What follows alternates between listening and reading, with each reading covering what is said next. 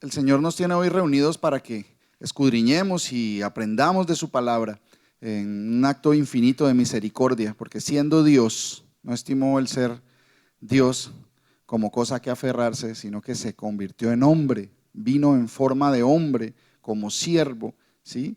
Y a sufrir el escarnio más grande, a sufrir una muerte de cruz por amor a nosotros, para pagar el precio de nuestro pecado. Mereciendo yo ser crucificado, se crucificó Él por mis pecados. Por eso es que Él pagó por mis pecados. Él es el Cordero de Dios que quita todo pecado del mundo. En el día de hoy, mis hermanos, vamos a tratar de escudriñar la palabra con la ayuda del Señor. Él ha puesto que estudiemos algo y hablemos sobre lo que Él dijo, cómo lo dijo y cuándo lo dijo y por qué lo dijo y también dónde lo dijo. Todos estos factores son supremamente importantes a lo largo del estudio de la palabra de Dios. El Señor le va dando revelación a quien Él quiere, a todos nosotros, gloria a Dios por eso. Y nos va mostrando los detalles que antes no teníamos en cuenta, y leemos y entendemos unas cosas, después leemos y volvemos, el Señor nos aclara más cosas, nos enseña otras, nos corrige, y eso es algo que debe estar en nuestros corazones y en nuestras vidas siempre, que el Señor Jesús, nuestro único Dios, el que creó los cielos y la tierra, nos corrija, porque generalmente nos vamos en pos de nuestro propio pensamiento o de nuestro propio corazón, y Él nos advirtió: engañoso es el corazón del hombre más que ninguno y perverso. ¿Sí? Entonces uno le mete corazón a la forma de uno sin tener en cuenta qué dice el Señor, y generalmente se equivoca, ¿cierto? Entonces por eso es que es bueno decir, escuchar y estudiar y aprender qué dice Él. ¿Sí? Entonces vamos a Mateo, por favor, al libro de Mateo. Hay algo muy importante. Cuando llegamos, se habla muchas veces de los primeros rudimentos, que son como los conceptos básicos que tenemos que estudiar, que aprender, que entender, ¿sí? Que aplicar a nuestras vidas. Y pues vamos a mirar cómo para muchos, cuáles fueron estos primeros rudimentos, qué hizo el Señor, ¿sí? La mayoría pues no le entendía lo que Él decía, no le entendía qué era lo que Él estaba haciendo, por qué lo estaba haciendo, ¿cierto? Pero en la palabra queda constancia de todas estas cosas. Él se encargó de dejar por escrito, ¿sí? Para que nadie pueda decir después que es que Él no nos dijo, ¿sí? Entonces vamos a enfocarnos hoy en el Sermón del Monte. Hay un título ahí en el capítulo 5, en el capítulo... Sí, en el capítulo 5 hay un título. Entonces, como siempre, tenemos que hacer la claridad. Esos títulos no son originales, son puestos por los hombres. Por mucho tiempo los tomamos como ayuda y todo, pero tenemos que entender que muchas veces son equivocados, ¿sí? Entonces, aquí se habla de un sermón que dio Él en un monte. Entonces vamos a mirar qué les dijo, cómo les dijo, a quién les dijo. Miren, entonces primero vamos a mirar de dónde venía todo, cómo llegó a ese punto en el tiempo, en la geografía por donde Él se estaba paseando. El Señor Jesús, cuando comienza su ministerio, Él cumplió un orden con todo lo que hizo y lo que dijo. No era algo aleatorio que Él vino a hacer no, él se acogió, siendo Dios, se acogió a la ley que Él mismo había diseñado, que Él mismo había dicho, ¿sí? Para que después nadie dijera de que pues como Él es Dios, pues Él nos pone a nosotros. No, Él mismo vino y cumplió con toda la ley que ninguno ha podido cumplir. Con toda la ley, no pecó, ¿cierto? De eso se da testimonio. Entonces, Él nació de una virgen, como estaba profetizado, nació de una virgen, no que ella fuera virgen por siempre. Eso es mentira, eso es algo de la tradición de los hombres. La Virgen María fue una discípulo del Señor, ¿sí? Y se acogió a todo lo que Él le dijo, ¿sí? Haz de mí según te parezca, dijo ella. Ella tuvo eso en su vida y fue, pues imagínense, fue la elegida del Señor para venir en carne. Eso es un mérito bastante grande, que el Señor lo tenga en cuenta a uno para tal dignidad, ¿cierto? Pero dice que nació de una virgen. Nunca la profecía ni la palabra dice que fuera virgen por siempre. Por el contrario, dice que José, el esposo de María, no la tomó hasta que el hijo nació, hasta que nació su hijo, ¿cierto? O sea que lo de virgen es un invento de los hombres, lo que fue siempre virgen. Bueno, entonces él nace de una virgen, se cría en toda esta zona y va desarrollando situaciones que ya estaban escritas: ir a Egipto, huir de Herodes, que lo iban a matar desde que era niño. Entonces llega un momento en que él le llega el tiempo de manifestarse al mundo. Sí, porque él tenía una misión acá, él tenía algo que había diseñado e iba a cumplirlo. Entonces, el Señor, antes de este sermón que es tan famoso, que ni se llama sermón, y bueno, esas son palabras de hombres, ¿no? Lo entendemos y lo conocemos como sermón, pero antes de eso, ¿qué pasó? Tenemos que ubicarnos, ¿sí? Entonces, el Señor, primero en Mateo 4, ahí atrásito, podemos ver que el Señor fue llevado por el Espíritu al desierto para ser tentado por el diablo, ¿sí? Y miren cómo lo dice, no fue que él estaba por ahí paseando sin querer queriendo y que llegó el diablo y lo tentó. Ay, me va a tentar. No, eso no fue así. Él estaba cumpliendo, porque dice, entonces fue llevado por el Espíritu al desierto para ser tentado, ¿sí? Era algo que tenía que pasar. Él fue al desierto para ser tentado. Con ese propósito fue, ¿sí? No fue casualidad, ¿sí? Entonces suceden todas estas cosas y algo bien importante, cuando él le dice al diablo, no tentarás al Señor tu Dios. Él estaba hablando al diablo, no tentarás al Señor tu Dios. Eso era lo que Satanás estaba haciendo, ¿sí? Satanás no es una figura mitológica. Satanás es real, ¿sí? Es un espíritu que es mentiroso desde el principio, es homicida, ¿sí? Mentiroso y padre de mentira. Eso dice la palabra, ¿sí? Pero nos han puesto que es que no, que es que el diablo no existe. Sí existe.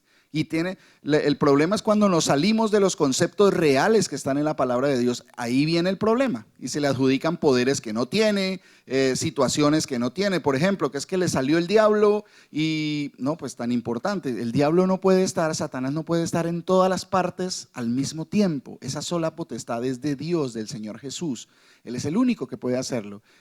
Satanás no puede estar en todas partes, ¿sí? Él no está en el infierno como nos hicieron creer, que tenía cachitos y colita y era rojo y con un trincho. Eso es mentira, ¿sí?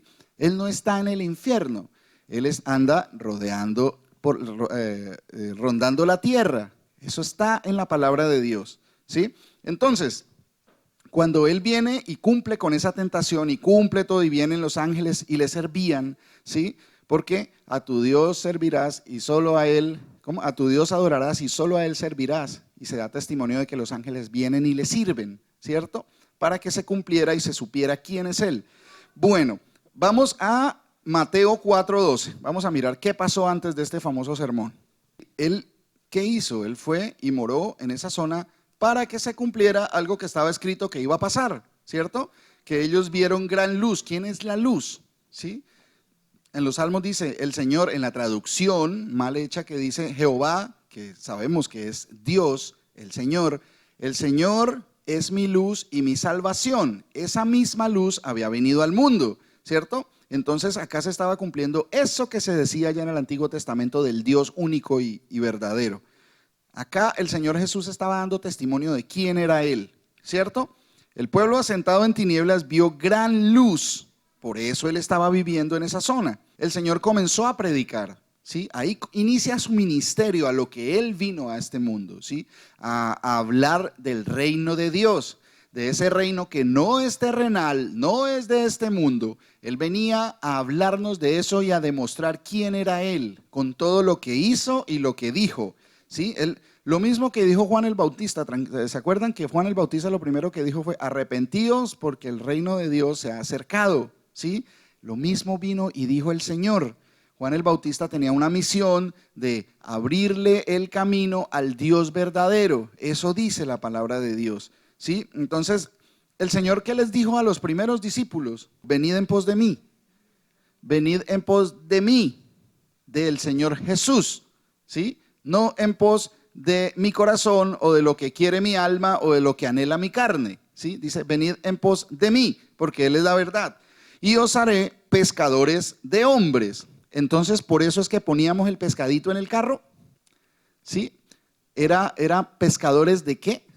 De hombres, no de peces. El símbolo del pececito no tiene nada que ver con el ser cristianos o la vida cristiana, pero por malas tradiciones, por malas costumbres, por doctrinas de hombres, pues nos identificábamos con el pese a que en la palabra no habla nada de eso, de que era un símbolo de los primeros cristianos. Eso es la parte histórica, digámoslo así, de los hombres. Entonces poníamos el pececito y nos identificábamos con el pececito, pero eso viene de otro lado. Entonces, por eso es que vienen las doctrinas de los hombres a contaminar lo que es la palabra de Dios, ¿sí? Entonces, pero ¿qué tiene de malo el pececito? Pues que no es cierto. No podemos identificarnos con el pececito porque el pececito no es ningún símbolo cristiano. Eso viene de otro lado. Después miraremos más profundamente eso. Pese a que la misma palabra, nuestro amado hermano Germán también alguna vez nos sacaba de ese error, que en la misma palabra dice que no se harán imágenes ni lo que está arriba en el cielo, ni de abajo en la tierra, ni de los animales, ni de nada, ni de los peces debajo del agua. Y lo dice literal, que no se hagan imágenes de eso, y ese era nuestro símbolo, ¿cierto?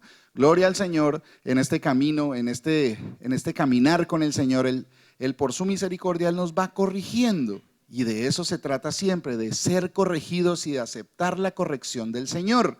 Porque no es a mi manera, no es lo que a mí me parece. Sí, porque yo no soy el dueño de la vida, yo no tengo potestad sobre mi vida, pero Él sí. Entonces por eso yo le escucho y le creo a Él, porque Él está antes de todas las cosas, Él las creó, yo no.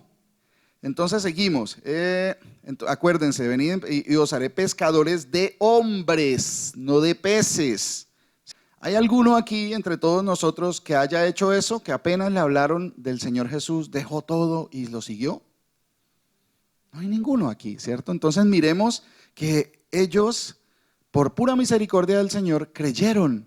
Nosotros, eso fue una rogadera para que viniéramos la primera vez, lo invito y no, yo les he contado muchas veces, yo vine por la comida, porque aquí iban a dar almuerzo gratis. Y yo estaba aburrido y no tenía nada que hacer. Y yo vine porque había una reunión, pero a mí no me gustaba nada, no entendía. Y no quería porque pues estaba trabajada de noche. Y entonces cuando uno se da cuenta de todo eso que pasó, me doy cuenta que yo no estoy aquí porque buscaba de Dios. Así uno quiera y piense que uno está buscando de Dios, ya como hablábamos hace 8 días y hemos hablado muchas veces, Él es el que atrae a los que Él escogió. Estamos aquí, ustedes y yo, porque el Señor, el Dios Todopoderoso, desde antes de la fundación del mundo, Él lo escogió a usted y me escogió a mí para que hoy estuviéramos escuchando su palabra y para que nos congreguemos en su nombre, ¿sí? No es casualidad, no es que gracias a mi amigo yo vine. Cada uno hace lo que le toca hacer. Si yo me gozo y me disfruto en esto, en conocer y entender, yo quiero que a los que yo amo y todo el mundo hagan lo mismo, gocen y entiendan y comprendan a este Dios maravilloso que tenemos, el único, Jesús es su nombre, ¿sí? Eso es lo que yo quiero para todos los que yo amo, incluso para los que no conozco, ¿sí? Es un gozo. Cuando uno no entiende, se va en pos de las tradiciones de los hombres, de toda esta cantidad de doctrinas que hacíamos antes, de rituales más que todo, ¿sí? Los rituales, y entonces viene la confusión. ¿Por qué? Porque no entendemos. Y el Señor lo que quiere es que escudriñen para que me conozcan. Eso fue lo que Él dijo. Pero la mayoría del mundo no quiere, ¿sí? Pese a que Él lo dice, venid a mí todos los que están trabajados y cansados, venid para que lo conozcamos y entendamos qué fue lo que Él dijo, qué fue lo que Él hizo, por qué lo hizo y para qué. Entonces, el Señor comenzó a andar por esa zona, en la zona de Galilea. ¿Qué estaba haciendo? Hablando y haciendo cosas. ¿Qué cosas estaba haciendo? Dice que estaba predicando, ¿sí? Enseñando, predicando el evangelio del reino y algo muy importante, estaba sanando toda enfermedad y toda dolencia en el pueblo. Esto, como lo hemos venido viendo, venido analizando a lo largo de nuestra vida, todas estas cosas nosotros las aprendimos por las películas que veíamos en Semana Santa, ¿sí? Y fue lo que nos quedó, fue la primera enseñanza sobre estas cosas, pero eso es Hollywood, eso tiene algo de la verdad, pero lo ponen con maquillaje, con actores, con una cantidad de efectos que no están en la palabra. Entonces, cuando uno va primero a esas películas que son interpretaciones, ¿sí? No viene a la palabra, entonces ahí se forma la confusión. Por eso uno cree que sabe, ¿sí? ¿Se acuerdan lo que dice el Señor? El que cree que sabe algo no sabe nada como debería saberlo. Por eso es que siempre tenemos que ser corregidos por el Señor. Entonces, Él estaba sanando toda enfermedad y toda dolencia en el pueblo. ¿Ustedes sí ven la magnitud de esto? Que haya una persona que venga y le sane toda enfermedad, toda dolencia, de gratis, ¿sí? Imagínense lo que pasaría.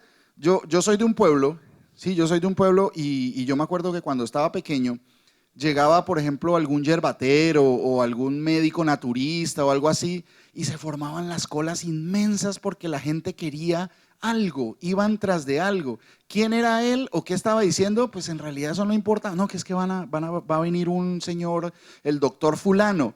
Y se formaba la romería de personas. Yo, pues muchas veces dentro pues, de la vida en el pueblo y la vida en nuestros países es así. Entonces se le creía a él porque venía ofreciendo sanación, ¿sí? Y así no se viera la sanación, pues sencillamente todo el mundo iba porque le daba unas hierbas y unas drogas y le recetaba unas pastas. Y no, es buenísimo, es buenísimo. Se formaba la cola de gente y le tocaba a uno esperar 2, 3, 4 horas a que lo atendieran, porque los papás los llevaban a uno, porque a ellos también les enseñaron lo mismo, ¿cierto? Esa era como la esperanza que se tenía en alguien, ¿cierto? Pero Jesús, el Señor Jesús, iba sanando, no iba recetando ni formulando nada. Él no necesitaba ni hierbas, ni medicinas, ni nada. Él sencillamente daba la orden y se sanaba, ¿cierto? Los tocaba y se sanaba. No en todas las veces los tocó, para que no sea, no, es que era por el toque, entonces la mano y el dedo era poderoso, entonces transmitía la energía No, eso son doctrinas de hombres. Él sencillamente decía y era hecho. ¿Para qué? Para que se diera testimonio de que cuando Él habla, se hace. Así creó los cielos y la tierra. Pero ellos lo veían como un hombre, ¿sí? Era un hombre común y corriente, que tenía un don, pero no estaban dándose cuenta por qué lo estaba haciendo, qué era lo que estaba haciendo. Entonces Él estaba sanando toda enfermedad y toda dolencia del pueblo. Entonces, no eran solo enfermedades de las naturales que vemos nosotros, que tenía una hernia, que tenía mal de estómago, que tenía también endemoniados, lunáticos, ¿sí? Y los sanaba, ¿sí?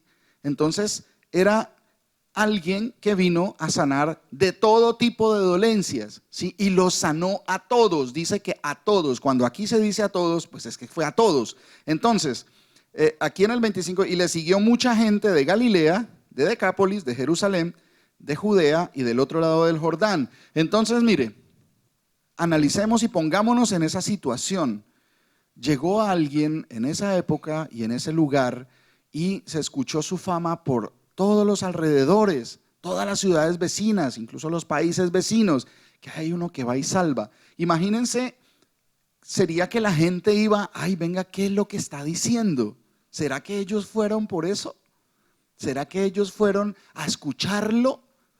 No, la mayoría de personas pues iban a que lo sanar. Pues que tenemos un enfermo que no se ha curado, o es que mi mamá tiene una dolencia, o mi hijo, o yo mismo. Ellos concurrían por eso, porque querían su milagro, ¿sí? Y así, esto está lleno, el mundo está lleno de gente que quiere su milagro, ¿sí? Que quiere señales. Y entonces el Señor estaba dando esas señales, pero eso no era así porque vamos a sanar a la gente y ya. No, era para demostrar quién era ese, ¿sí? ¿Quién era ese que estaba sanando toda enfermedad y toda dolencia? ¿Cierto? Un hombre para todos, un hombre que les estaba solucionando una mala situación, les estaba solucionando un problema. Y muchas veces en el mundo Y también aquí uno a veces viene a la iglesia y busca a Dios para que le solucione un problema. ¿Sí? Es que, pues, mi mujer me dejó, me echaron del trabajo y no he podido conseguir, no he podido conseguir la visa, cualquier cantidad de situaciones, ¿sí? Y entonces, ¿qué hace uno? Pues vamos a ver si allá pues me ayudan, allá oran y me ponen las manos o me untan algún aceite o me hacen alguna cosa. Y entonces estamos buscando a Dios para que nos solucione un problema, ¿sí? Como si fuera un prestamista o un yerbatero o un médico. No, entonces él estaba haciendo estas cosas y la gente se maravillaba porque pues recibía lo que estaban anhelando en la carne, salud. Y sí, gloria a Dios, ¿quién no anhela tener salud? Eso es un don de Dios, gloria al Señor que tenemos salud, ¿sí? Entonces, no quiere decir que cuando nos enfermemos no vayamos a buscar al Señor. Claro, porque ¿a dónde más iremos, Señor? Si no es a ti, ¿sí?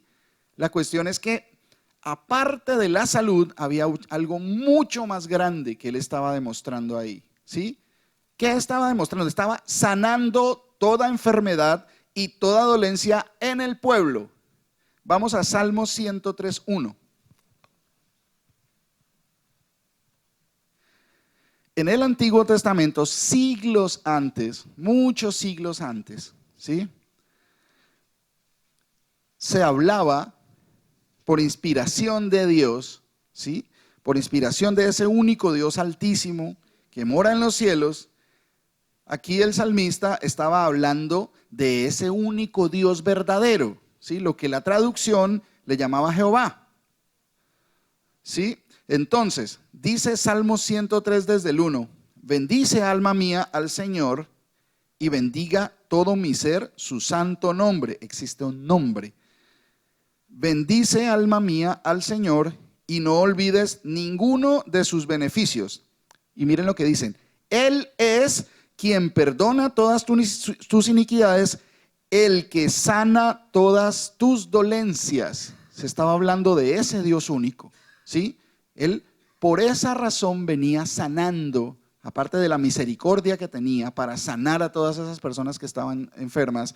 Él estaba demostrando aquí quién era, ¿sí? Y en la palabra dice, el Evangelio del Reino, sanando toda enfermedad y toda dolencia en el pueblo. Y dice, Él es el que sana todas tus dolencias. Siglos antes estaba escrito eso y Él vino y cumplió con eso.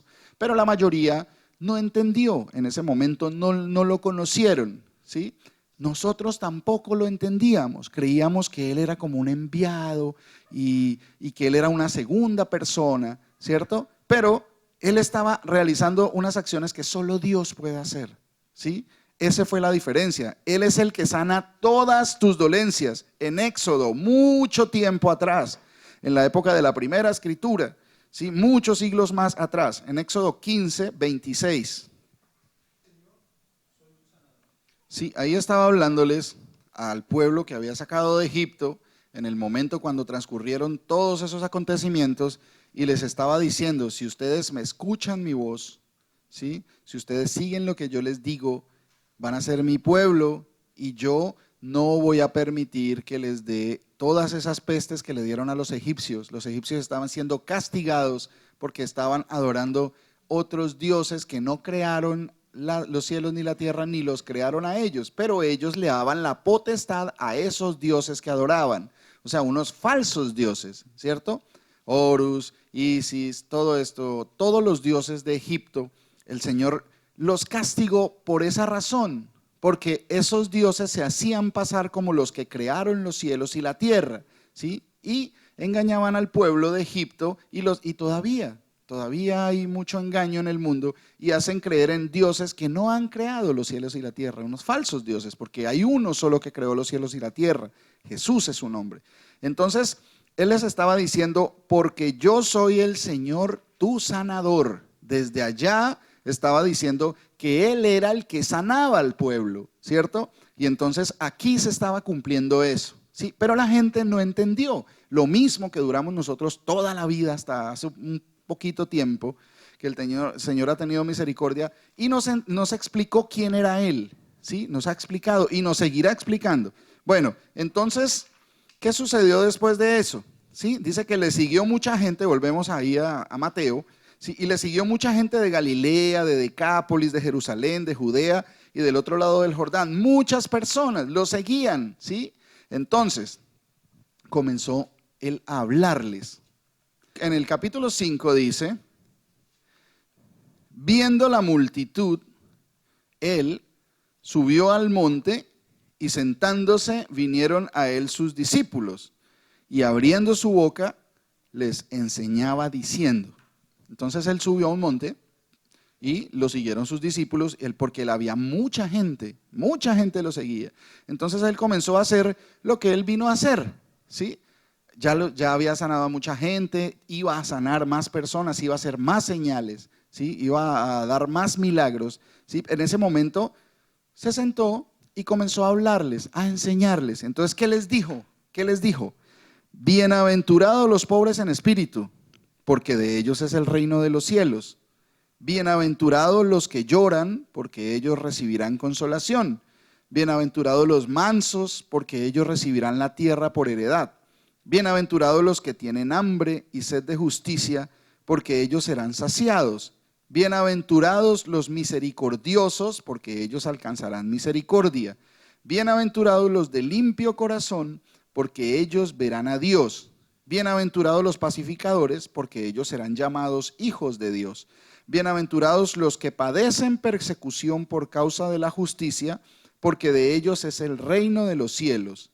¿Sí? Entonces, cualquier persona que se acomode a alguna de esta descripción, bienaventurados los que lloran, por ejemplo, pues entonces cualquiera podría decir, no, pues yo me pongo a llorar todo el tiempo, pero no se trata de quedarse con esa primera información. Acuérdese que él estaba hablando a personas que no conocían, gente que no era del pueblo de Israel en ese momento, que no era del pueblo judío, de los hebreos, que de pronto no conocían de la ley de Moisés y de todo ese Dios que había creado los cielos y la tierra y que los sacó de Egipto y que les abrió el mar y que les hizo llover comida del cielo todos los días por 40 años, ¿sí? Que los sustentó, que les había hecho muchas grandes señales, grandes prodigios y señales, y él les estaba enseñando esas primeras cositas. Entonces, los primeros rudimentos, esto de bienaventurados los que lloran porque ellos recibirán consolación, se trata, todas estas características tienen que estar ligadas y están ligadas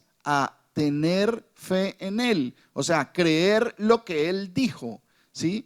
Que Él es la fuente única de verdad, que no hay otro. Entonces, cuando habla de que bienaventurados los pobres en espíritu, porque de ellos es el reino de los cielos, entonces una persona apocada se va a quedar así todo porque me van a dar el reino de los cielos. Nada puede ser, nada puede suceder si no se cree en el Señor Jesús, ¿sí?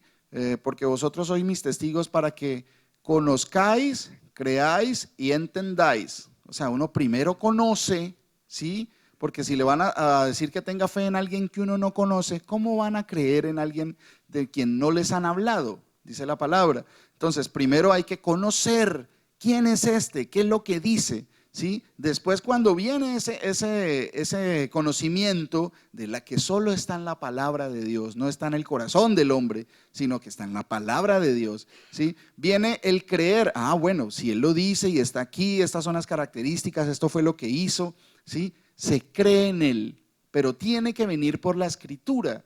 No se puede creer en un Jesús que no se conoce en la Escritura, porque el Señor dijo que vendrán y serán predicados otros Jesús, y le van a predicar otro Jesús, y la gente va a terminar creyendo en ese otro Jesús, el Jesús que viene a hacerlo millonario, el Jesús que viene a arreglarle sus deudas, el Jesús que viene, no, el Jesús de la palabra de Dios es el único Dios verdadero, y Él viene a hablarle de la verdad. Y como hablábamos y hemos hablado muchas veces, la verdad a mí me va a confrontar porque habíamos vivido en la mentira, ¿sí? La mentira estaba presente en todos los aspectos de mi vida, en mi casa, en mi trabajo, en mis días de distracción, en todas las cosas, la mentira estaba primero, ¿sí? Entonces estábamos sumergidos en ese mundo de mentiras. Entonces Él llega y dice que me saca del reino de las tinieblas al reino de la luz. Y otro ejemplo también. ¿Se acuerdan qué era lo que uno quería hacer cuando estaba con la niña, que le dejaban permiso a la niña para salir a dar una vuelta con uno? ¿Dónde quería estar uno? En lo oscuro, en las tinieblas, ¿sí? ¿Para que no me vean las obras malas y las obras encubiertas que yo estoy haciendo, pero yo sí poder ver los que están allá en la luz, ¿cierto? Ya cuando venga alguien, entonces yo me doy cuenta. Así vivíamos. Entonces el Señor nos saca del reino, de ese reino de la oscuridad, donde queremos todos agazapados y a la escondida hacer todas las cosas, y nos saca al reino de la luz. Cuando eso sucede, pues todas mis malas obras y mis malas costumbres son manifestadas. En la luz, pues no se puede esconder nada. Ahí se ve la cara que yo tengo, o sea, hablando físicamente y terrenalmente, ¿no? Ahí se manifiesta todo. Ahí no tengo que yo me cubro la arruga acá y que es que yo hago la sonrisa. No, ahí se manifiesta todo lo que yo soy, ¿sí? Entonces, ahí comienza mi lucha, porque yo vengo con unas malas costumbres y el Señor me saca a donde todo es manifiesto. Yo no puedo esconder nada, ¿sí? Ya la mentira no es un arma para mí.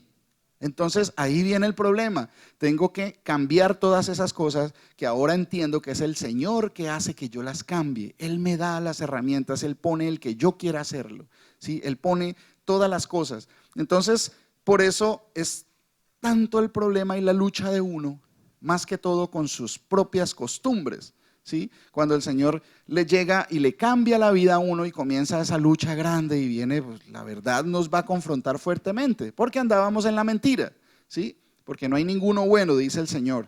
Entonces, eso es lo que sucede cuando venimos a la luz. La luz, ¿quién es la luz? Él dijo, yo soy la luz del mundo, ¿sí? La luz que alumbra todas las cosas venía a este mundo, se dice en la palabra, en Juan 1, capítulo 1. Esa luz verdadera es el Señor Jesús, porque Él lo dijo, ¿sí? Anden en la luz para que sean hijos de la luz, para que todas las obras sean manifiestas. Y eso nos pasa a nosotros. A veces aquí, pues lo que decía mi hermano, pues tenemos una apariencia de piedad, ¿sí? Pues aquí son personas muy respetuosas, pero nos pasa. ¿A quién no le pasa? Que cuando estamos en el mundo se le olvida a uno todos esos principios y volvemos a caer en esa mala costumbre de hablar como hablábamos antes, ¿sí? Entonces, pero pues ¿qué tiene de malo que hablar? No, el problema es lo que sale de nuestra boca. ¿Para quién es el problema? Entonces, pero ¿qué tiene de malo que yo hable como hablaba y que la cuestión es que todos en algún momento vamos a tener que dar cuentas por cada palabra que salga de nuestra boca, ¿sí? El problema es para mí, no para los demás. El problema se viene para mí, porque yo voy a tener que dar cuentas de todo lo que salga por mi boca. Va a llegar un momento. Entonces, si yo soy solo criticón y solo me gusta andar en chisme, así yo tenga una apariencia de piedad, de eso voy a tener que dar cuentas ante la luz absoluta. No hay nada que se pueda ocultar de la luz. Entonces, por eso es que el Señor nos viene de arrepiéntanse, arrepiéntanse, el reino de los cielos se ha acercado. Y eso nos dice a cada uno de nosotros, el reino de los cielos se ha acercado a usted, mi hermano, a usted, mi hermana, a todos los que estamos aquí escuchando, ¿sí? Porque la salvación viene por la palabra de Dios, ¿sí? No podemos conocer al Señor Dios Todopoderoso, al Señor Jesús, si no es por la palabra de Dios, ¿sí? Exacto, la fe viene por el oír, ¿sí? No puedo, ¿cómo voy a confiar, irle a predicar a una persona? No, crea en Jesús. Ah, bueno, sí, voy a creer, pero ¿creer qué? ¿En quién? ¿Quién es Él? ¿Qué hizo? ¿Por qué tengo que creer en Él? ¿Sí?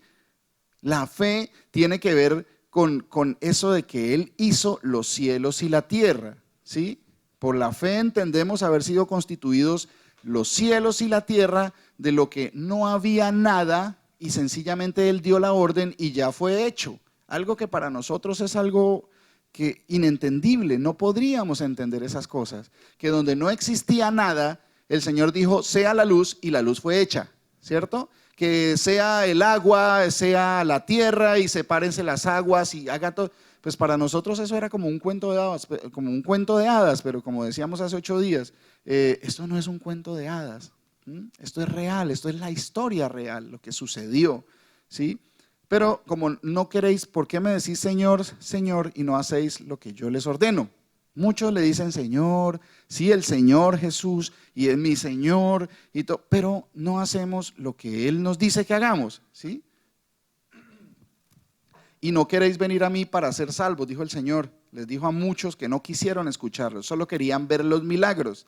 Entonces, mire, en este sermón les estaba enseñando los primeros rudimentos. Hagan esto, háganse humildes. Les dijo cosas muy sencillas, con ejemplos cotidianos. Aquí la semillita, la ovejita, con cosas que ellos podían entender, para hacerles entender cosas espirituales, porque Dios es espíritu.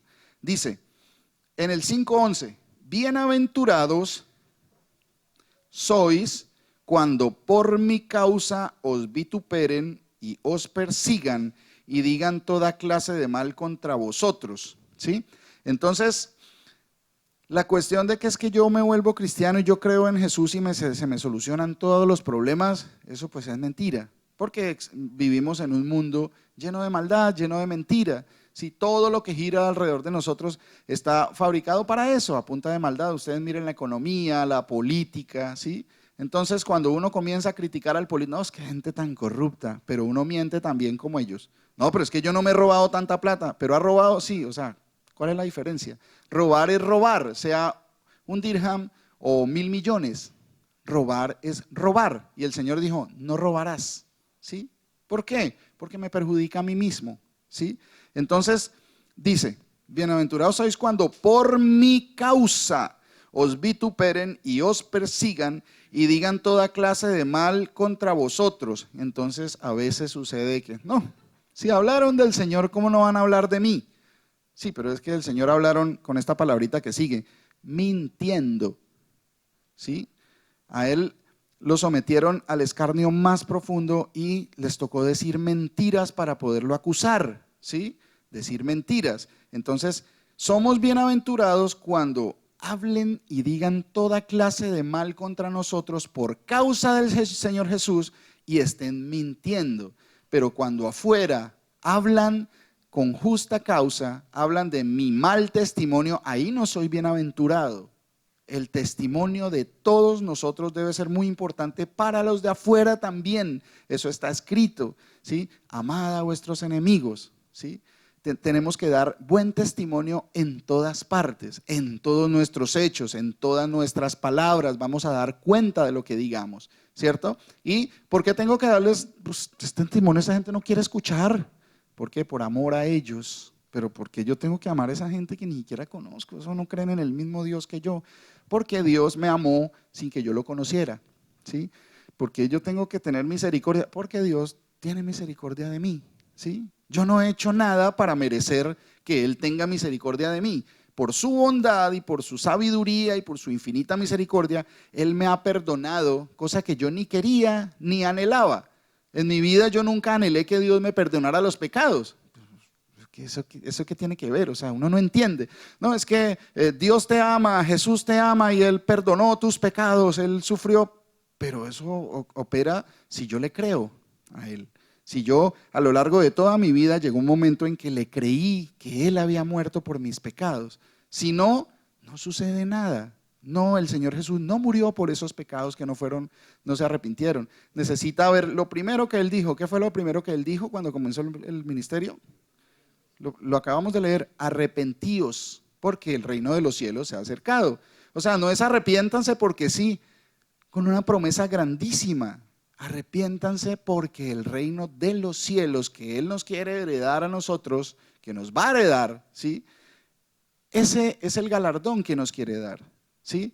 Entonces uno como ve las cosas que pueden percibir sus sentidos, sus ojos, su lengua, el bienestar de este mundo, entonces pues uno no quiere preocuparse por esas cosas, pero es un reino totalmente diferente a este que dura para siempre, donde se dice que no hay lloro, no hay llanto, no hay sufrimiento. Imagínese usted en todas las cosas que emprenda, viva usted en gozo y en alegría, ¿sí? ¿Qué le podría proporcionar algo similar en este mundo? ¿Qué le podría uno decir? Bueno, dinero. No, el dinero no me garantiza que yo vaya a ser feliz. Puedo tener mucho dinero. Miren lo que ha pasado. Gente demasiado rica, por no mencionar nombres, y se le va la mujer, y se le van los hijos, y se le quiere todo el mundo abrir porque no es la vida que ellos quieren. El dinero no da la seguridad de la vida. No, pero el dinero ayuda. Pues eso es algo que tenemos que pedirle al Señor sabiduría, porque el dinero es un medio, es un elemento dentro de los tantos elementos que el Señor nos da para vivir en este mundo, pero nosotros lo tomamos y lo subimos a un nivel más alto, que si yo no tengo ahorros, entonces pues no soy nada, no estoy haciendo nada porque no tengo plata, no he progresado porque no tengo mi ahorro en el banco, o no he comprado una casa, o no tengo posesiones. Pero el Señor me dice todo lo contrario. Dijo, el Hijo del Hombre, mencionándose a Él en la carne, dice, no tiene ni dónde recostar su cabeza. ¿Sí? Él me dice que esas cosas Él me las va a dar. ¿Sí? Entonces yo no lo sigo a Él para que me dé plata, no.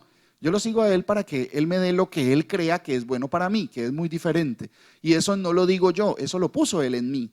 O sea que toda la gloria es para Él.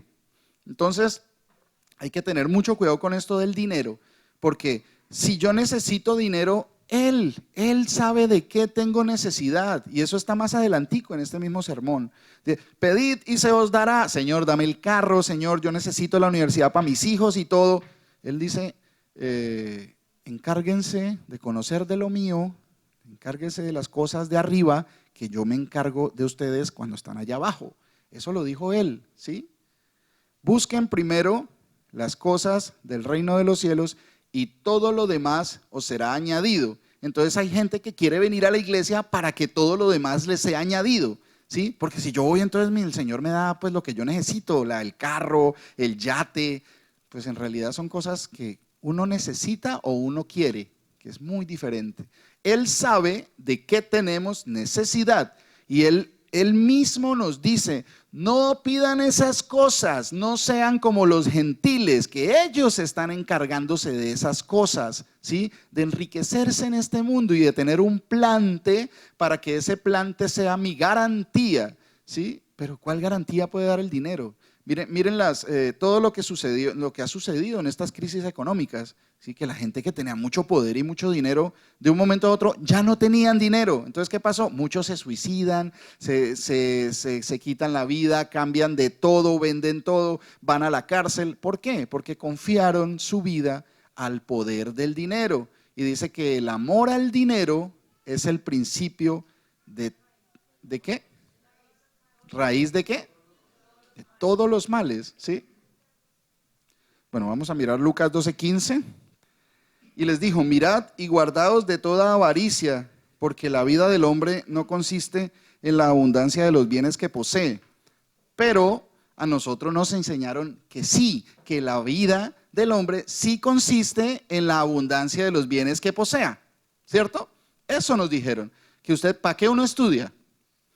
Para que tenga sus propias cosas, para que estudie, para que tenga sus propios títulos, para que sea respetado, para que tenga un plante, ¿cierto? A nosotros nos dijeron eso, y eso es lo que se mueve en el mundo, ¿sí? Usted invierta para que multiplique lo que tiene, ¿sí? No que el dinero esté mal, sino que ponemos las esperanzas en el dinero únicamente, ¿sí? Y no sabemos que el Señor es el que provee, Él es el que da el poder para hacer las riquezas, dice el Señor. Si Él quiere que yo tenga dinero, pues Él me va a poner el dinero así yo no quiera. Si Él quiere que yo no tenga dinero, así yo anhele ser rico, no lo voy a tener, ¿cierto? Eso es difícil de entender. Difícil no tanto de entender, porque ya entendemos que Él tiene toda la potestad. Es difícil de aceptar, ¿sí? Que Él es el que rige mi vida, que yo no soy señor de mi camino. Entonces, con eso sí tenemos que tener muy en cuenta eso, porque muchas veces confiamos más en el poder que da el dinero, sabiendo que las riquezas son nada y que pueden cambiar de manos en cualquier momento, ¿cierto? Entonces, seguimos por aquí donde íbamos en Mateo 5:12, sigamos. Gozaos y alegraos. ¿Cuándo? Nos acaba de decir, bienaventurados los que hagan esto, los que les pase esto, los que tengan estas características. A estos, dice, gozaos y alegraos, porque vuestro galardón es grande. ¿En dónde? En los cielos, no aquí. Cuando Poncio Pilato le llevaron al Señor Jesús, delante de él porque era el gobernador romano. En ese entonces Judea era una provincia del imperio romano que gobernaba sobre la mayor parte del mundo conocido en ese momento. Entonces, pues él era como el embajador, como el encargado, el que gobernaba esa provincia, que estaba bajo el dominio romano.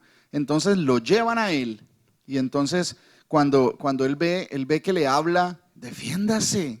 Usted no se da cuenta que yo lo puedo liberar a usted, o sea, usted no se da cuenta quién soy yo. ¿Sí? Pilato como que quería ayudarle, ¿sí? Él dentro de su humanidad entendía que él lo podía librar, lo podía salvar, ¿sí? Defiéndase, no va a contestar nada. Y entonces el Señor le dice, nada podrías hacer si no te hubiera sido dado de arriba. O sea que el poder que él tenía, incluso sobre el mismo Dios en la carne, era algo que le había sido dado. Porque nada puede tener el hombre que no le haya sido dado de arriba. ¿Qué tenemos nosotros por nosotros mismos? ¿Qué podríamos? No, pues que yo estudié. O sea, uno dice que le mete cerebro. ¿El cerebro de dónde salió? Pues resulta que yo nací y ya lo tenía. Sí, pero es que pues yo me esforcé. ¿Cómo? ¿Qué utilizó? El cuerpo, el corazón, la mente, todas estas cosas, y pues resulta que eso ya venía en el paquete. No, pero es que yo fui más inteligente. ¿Quién da la inteligencia? Entonces cuando nos vamos al principio, sí, nos vamos a estrellar con que yo no soy nada ni he hecho nada, que todas las cosas me han sido dadas, mis hijos. No, es que cuando yo lo engendré y yo creé a mis hijos y el que le dio la vida fui yo. Mentiras, eso es mentiras. ¿Cómo hace usted para coordinar que cada célula esté acomodada de la forma, incluso usted ni al caminar se da cuenta qué está haciendo? Uno camina, voy a caminar y yo no necesito darle la orden a cada músculo para que se mueva o a cada partícula de mi cuerpo para que funcione. Sencillamente eso sucede y eso es un don que me ha sido dado, el hablar. Yo no me pongo a coordinar qué cuerda vocal tengo que tensionar más o cómo tengo que colocar la boca. Eso fluye, eso está, o sea, ahí está y ahí ha estado, ¿sí? El Señor nos ha dado todas estas cosas. Entonces, ¿perdón? Sí, exacto, Él puso aliento de vida. ¿En qué puso aliento de vida? En un pedazo de barro, un pedazo de polvo de la tierra, y Él puso aliento de vida, por eso funcionamos, por eso se mueven estos cuerpos. ¿Por qué? Porque una persona que puede estar aquí parada, viva, y al minuto siguiente puede estar muerta? ¿Por qué? O sea, ¿pero qué pasó? O sea, ¿qué dejó de funcionar? Uno siempre le echa, tiende a pensar en las cosas de la carne, de lo que entiende. Pero venga, a ver si se le arregla el corazón. No, sencillamente que el Señor quitó el espíritu de vida, que es lo que nos mantiene vivos en este cuerpo, ¿cierto? Entonces, sencillamente, cuando el espíritu sale del hombre, ya el hombre muere, ya el cuerpo ya no sirve para nada, ¿cierto? El único que tiene la potestad de sacar ese espíritu y de volverlo a meter es el Señor, así como hizo con Lázaro, ¿sí? Que estaba descompuesto, ya hedía de 4 días de muerto, metido en una cueva, ¿cierto? Y entonces el Señor le dijo, levántate, y ya se levantó. Él es el único que tiene esa potestad de quitar y poner la vida a su antojo.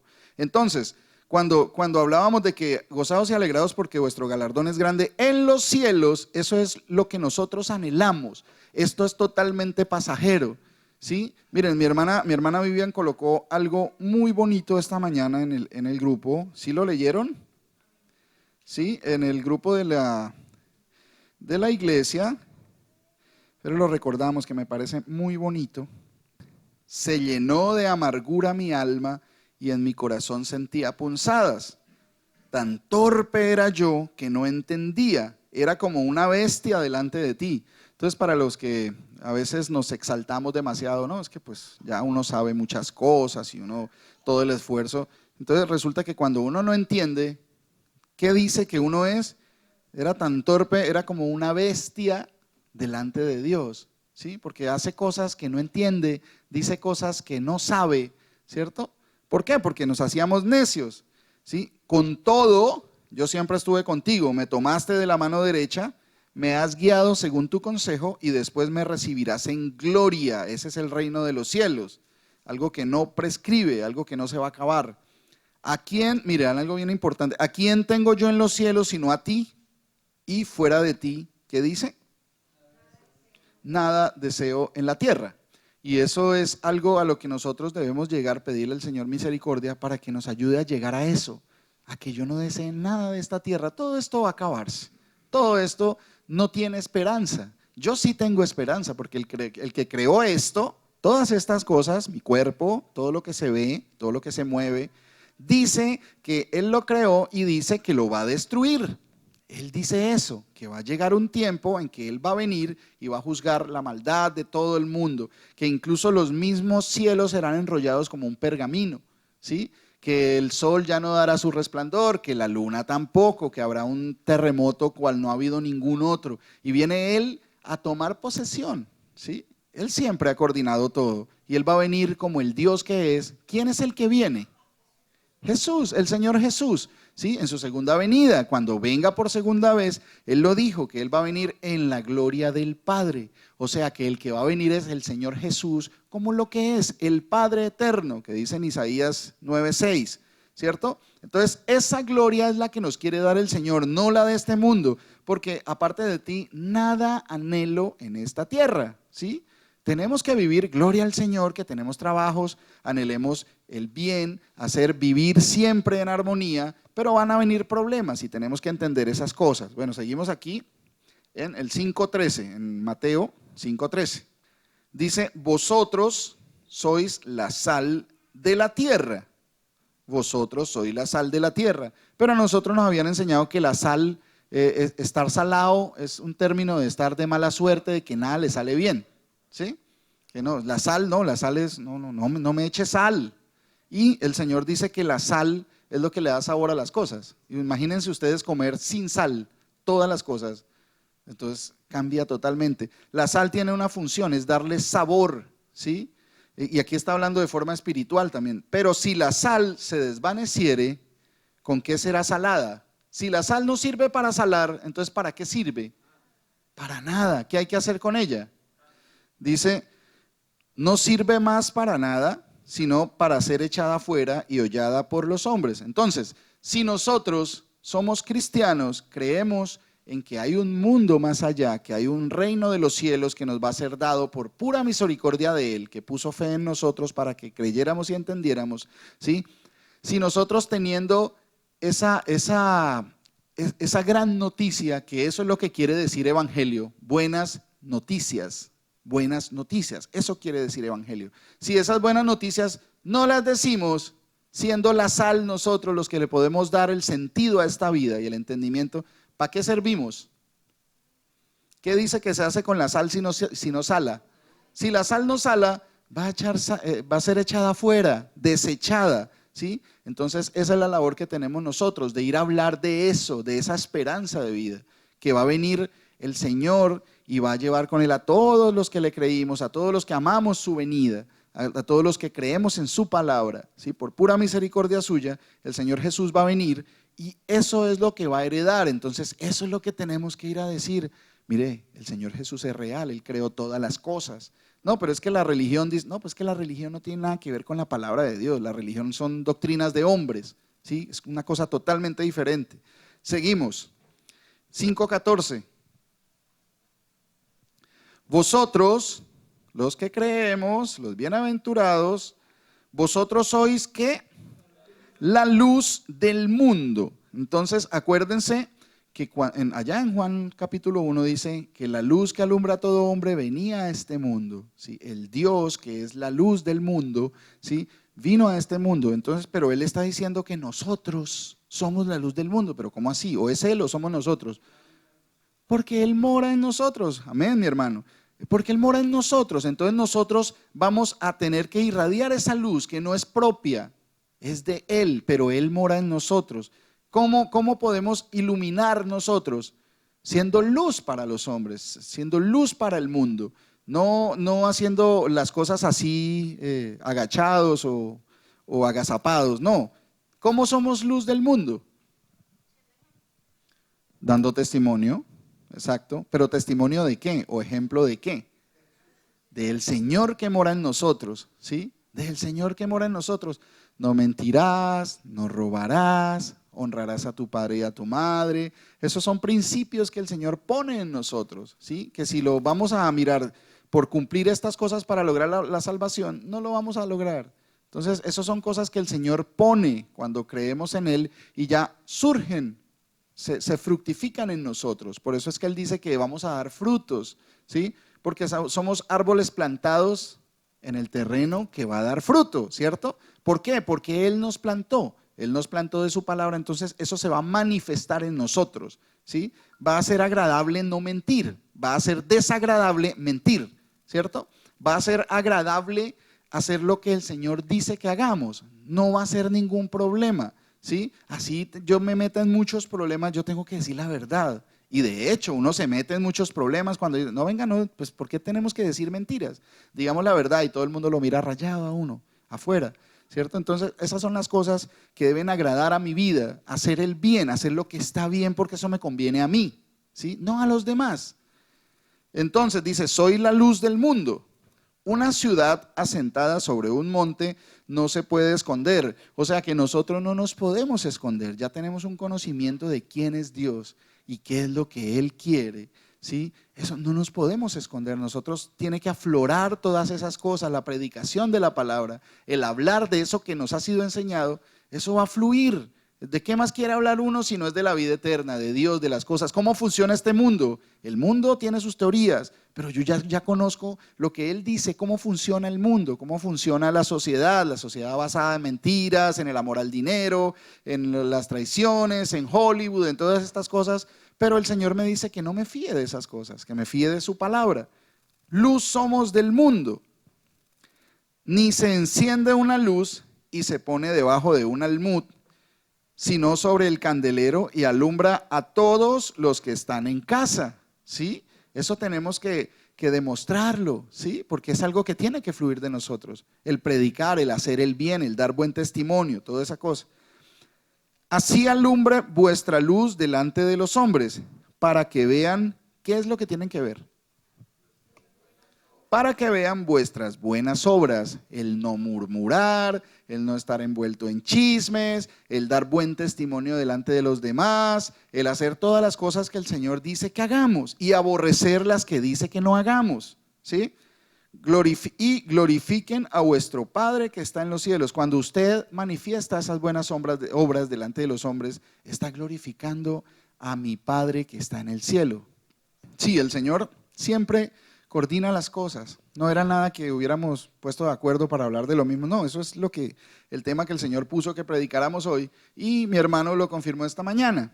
Así es el Dios Todopoderoso, el Señor Jesús es así, ¿sí? Coordina cada cosa para que cuando suceden las cosas que pasan, ¿sí?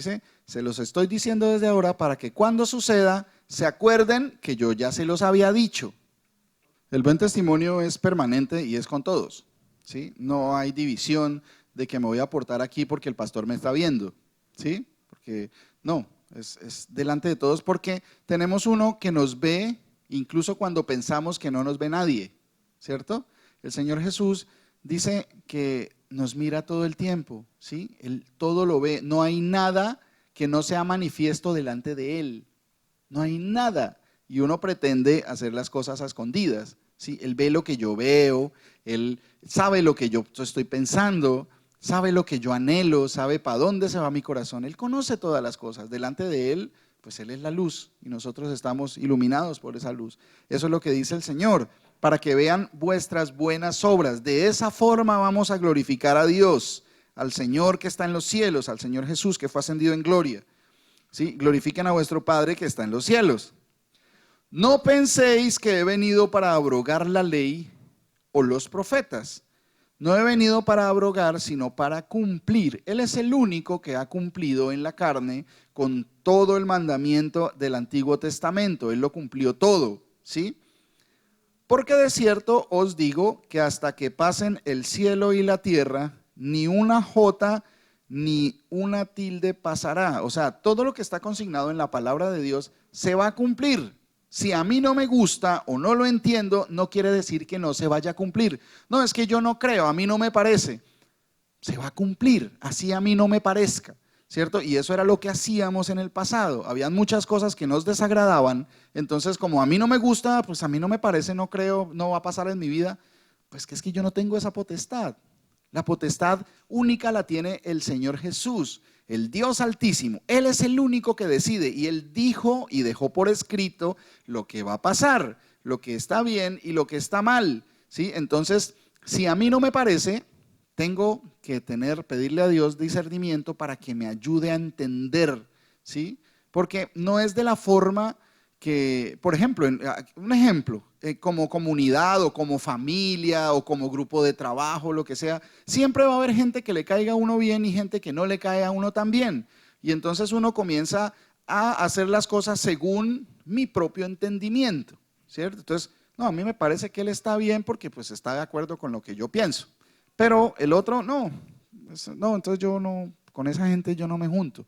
Pero el Señor dice que va a haber, incluso en la misma iglesia, ¿sí? El apóstol Pablo decía, he escuchado que hay disensiones entre vosotros y lo creo porque es necesario que estas cosas sucedan para ver quiénes los que son manifiestos, ¿sí? Para manifestar a los que son salvos, a los que están bien aprobados, ¿sí? Eso va a pasar, o sea, los problemas van a pasar. El matrimonio que me diga que no hay, que nunca han peleado, nunca han discutido por nada, ¿será que hay algún matrimonio así? Yo no conozco ninguno. No sé, no podría decir que no existe porque para Dios todo es posible, ¿sí? Pero se trata es de edificarse. Es necesario el que critica y es necesario el que es criticado, ¿sí?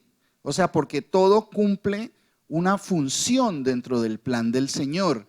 Cuando hay una persona que se va en contra de un hermano, ¿sí? Cada uno de los dos hacen parte del plan de Dios, ¿sí? Si la persona que acusa está haciéndolo de mala forma, pues el Señor lo va a edificar para que la siguiente vez que acusa lo haga con potestad y lo haga en la verdad y en la luz, ¿sí? Y el que es acusado también tiene que cumplir una función. Tiene que, si no es verdad lo que se le está acusando, pues sencillamente, con todo el amor y toda la mansedumbre, como dice la palabra, llame a su hermano, arréglese con su hermano. Si fallé yo, llame a su hermano. Si falló él, llame a su hermano, ¿cierto? Hace falta que eso suceda. Es necesario que esas cosas pasen para que se manifiesten los que son aprobados, ¿sí? Y pues yo anhelo que el Señor me mire como un aprobado, porque las pruebas van a venir siempre, siempre van a venir las pruebas. Y las pruebas no vienen solo para los que están allá abajo. Los primeros que de ejemplo son los para la persona que se para. Entonces, si usted se va a parar a hablar del Señor, tiene que entender que van a venir pruebas. Y van a venir pruebas por eso que usted está haciendo, por hablar de la salvación del único Dios verdadero, del Señor Jesús. Entonces, eso es necesario que pase, es necesario que suceda para que nos edifique a cada uno de nosotros, ¿sí? Bueno, sigamos. ¿Dónde íbamos? El 19. Dice, de manera que cualquiera que quebrante uno de estos mandamientos muy pequeños y así enseñe a los hombres muy pequeños será llamado en el reino de los cielos. Mas cualquiera que los haga y los enseñe, este será llamado grande en el reino de los cielos. Porque os digo que si vuestra justicia no fuere mayor que la de los escribas y fariseos, no entraréis en el reino de los cielos. Estaba hablando de los escribas y los fariseos como personas que conocían la escritura, mejor dicho, de derecho al revés, todas las cosas las conocían, pero le fueron agregando opiniones, le fueron agregando ritos, le fueron agregando cosas que no estaban originalmente. Y el Señor dice, si ustedes no son mejores que ellos, no van a entrar al reino de los cielos, ¿sí? Por eso es que les digo que la religión no va a salvar a nadie, la religión por el contrario es un velo que se le pone a la persona que cree que por cumplir los ritos que estábamos cumpliendo aquí. No es que nosotros nos creamos mejores que nadie. Nosotros venimos de allá y todavía debemos tener muchas cosas que tenemos que corregir, que a su tiempo el Señor Jesús nos va a corregir por su misericordia. Entonces es un caminar constante, todo el tiempo, toda nuestra vida, ¿sí? Oísteis que fue dicho a los antiguos, no matarás, y cualquiera que matare será culpable de juicio. Entonces, como lo entendíamos solo en la carne, dice, mire lo que dice, pero yo os digo que cualquiera que se enoje contra su hermano será culpable de juicio, cualquiera que diga necio a su hermano será culpable ante el concilio, y cualquiera que le diga fatuo quedará expuesto al infierno de fuego. Ahí viene una duda grande, ¿cierto? O sea que yo no me puedo enojar contra mi hermano. ¿Qué quiere decir el Señor con eso? ¿Será que yo no le puedo decir necio a mi hermano porque, entonces pues hagámonos pasito todos para yo no enojarme con nadie? ¿Será que eso era lo que decía el Señor? Porque ahí está escrito. Dice, cualquiera que se enoje contra su hermano será culpable de juicio, y cualquiera que diga necio a su hermano será culpable ante el concilio, y cualquiera que le diga fatuo quedará expuesto al infierno de fuego. Entonces, tenemos que entender qué palabras son las que fueron utilizadas. Mire, necio, la palabra que se utiliza ahí, eso no era una palabra griega, era una palabra que venía de origen arameo, o sea, de la lengua anterior que se hablaba, que se mezcló con en el Nuevo Testamento, ¿sí? Era un arameo transliterado de origen caldeo. Acuérdense que los arameos eran los babilónicos, ¿sí? La tribu de los, ¿se acuerdan la clase de geografía por allá de geografía, no, de historia, perdón, ¿sí? Viene de la palabra raká, que quiere decir vacío, que no vale nada, una expresión de desprecio, término del más absoluto insulto, bueno para nada, indigno. Entonces, cuando el Señor está diciendo que cualquiera que le diga necio a su hermano, es que usted sí es necio, ¿no? No, es que hay que entender qué es lo que quiere decir eso que le está diciendo. Cuando usted le diga a una persona, a un hermano que no sirve para nada, que es vacío, ¿sí? Que lo está insultando, bueno para nada, usted es indigno. Ahí es el problema. ¿Cómo voy a tratar yo a un hermano de esa forma? Ahí es donde yo soy culpable de juicio, ¿cierto? Entonces, ¿qué pasa? Ahora la palabra fatuo. ¿Alguien sabe qué quiere decir fatuo? Fatuo no está claro, ¿cierto? No son términos, no son palabras que utilicemos en este tiempo, ¿cierto? Entonces, fatuo viene del griego moros, que significa necio, aburrido, estúpido, tonto, insensato, moralmente cabeciduro, aparentemente absurdo, ignorante. Eso es lo que quiere decir. Cuando yo me levanto contra un hermano y le digo esta clase de cosas, ¿qué pasa? Hay algo que no es solo que se ofenda, porque por ejemplo hay algunas personas cuando uno le dice, no, es que usted no está obrando bien, y la gente se ofende. Si un hermano, venga, no mienta, eso es un chiste, pero no es verdad. Pues puede ser mucho un chiste y todo, pero no es cierto. Y se enojan, se molestan, pero no quiere decir que porque se enojen, no, pues uno tiene que hacer que, si eso se presta para eso, pues gloria a Dios, porque yo tengo que hablar la verdad, ¿sí? Tengo que estar en contra de lo que está mal, ¿cierto? Entonces, cuando yo voy y le digo lo trato de esa manera, quiere decir que lo estoy denigrando, lo estoy poniendo en un nivel, humillándolo de una forma que no se debe. Entonces el Señor dice que cuando uno se enoja y le diga ese tipo de cosas al hermano, ¿sí? Es cuando uno está siendo culpable de juicio, ¿sí? Uno está siendo expuesto ante el concilio, ¿cierto? Entonces, miren, fatuo. ¿Qué pasa? Fue utilizada esa palabra en el Antiguo Testamento, en una situación. ¿Se acuerdan de Job? Job, le pasan todas estas cosas. El Señor dispone que Satanás vaya y le quite todas las cosas, y el Señor dispone, aunque suene raro, pero porque fuego cayó del cielo, dice.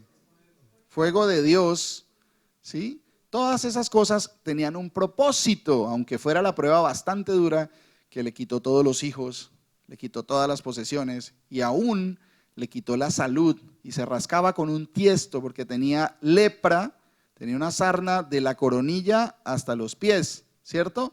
Y imagínense, estaba en una situación bastante dura, ¿cierto? ¿Y qué le dijo la esposa? ¿Sí? Job 2:9.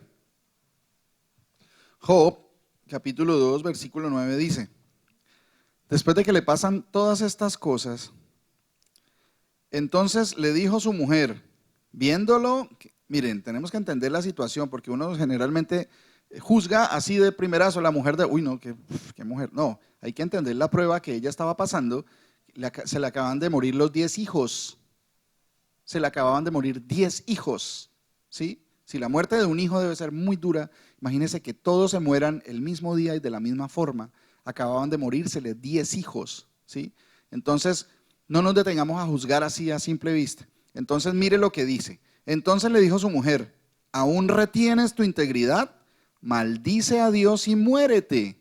O sea, ella estaba ya, mejor dicho, ya no me importa nada, maldiga a su Dios y muérase, ¿sí? Porque estaba en una prueba bastante grande Job, ¿sí? Y era parte de su prueba, que hasta su misma esposa denigrara de Dios, ¿sí? Y él le dijo, como suele hablar cualquiera de las mujeres fatuas, has hablado. ¿Qué? ¿Recibiremos de Dios el bien y el mal no lo recibiremos? En todo esto no pecó Job con sus labios. Entonces, miren, que estas dos palabras y estos insultos, sí hay momentos donde han sido utilizados, pero tienen que ver con el aborrecer a Dios, con el aborrecer el consejo de Dios. Y él le dijo a la mujer, usted ha hablado como una de las mujeres fatuas, ¿sí? Y el Señor acá dijo, no le diga fatua, pero el problema es que sí somos necios, sí somos fatuos, ¿sí? Nos falta el entendimiento cuando no tenemos a Dios en nuestras vidas, cuando no queremos escuchar. ¿Dónde más se habla? Mire, uno de los significados de fatuo es necio, ¿sí? Y de la palabra necio también es fatuo también es insensato, ¿sí? Insensato es una palabra que viene de sin sesos, o sea, sin cerebro.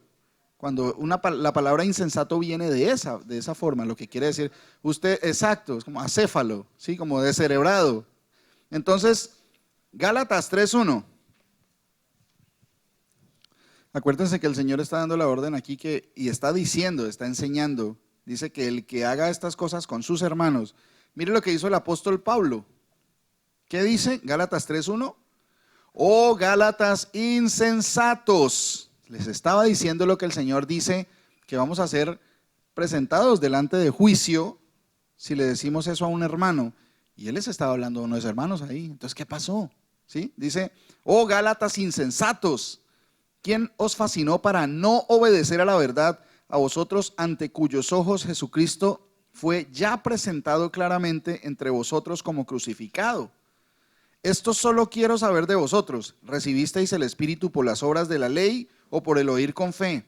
Tan necios sois, habiendo comenzado por el Espíritu, ahora vais a acabar por la carne.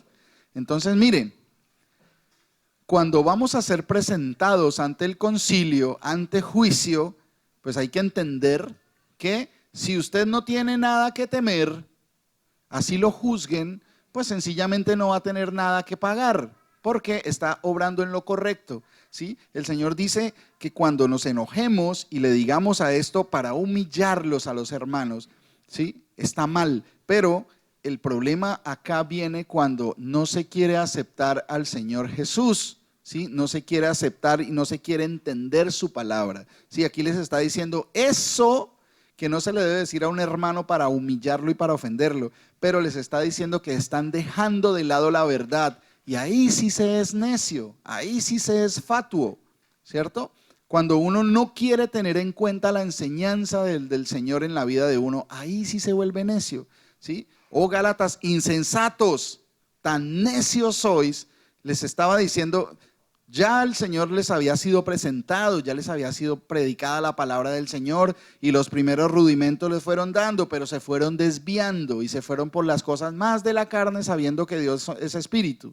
¿Sí? Entonces ellos se fueron equivocando y siguieron haciendo ritos, se fueron por las cosas de la carne. Y entonces Pablo les explica, ¿cómo así? ¿Ustedes recibieron el Espíritu de Dios por lo que hicieron en la carne? ¿Por las obras de la ley?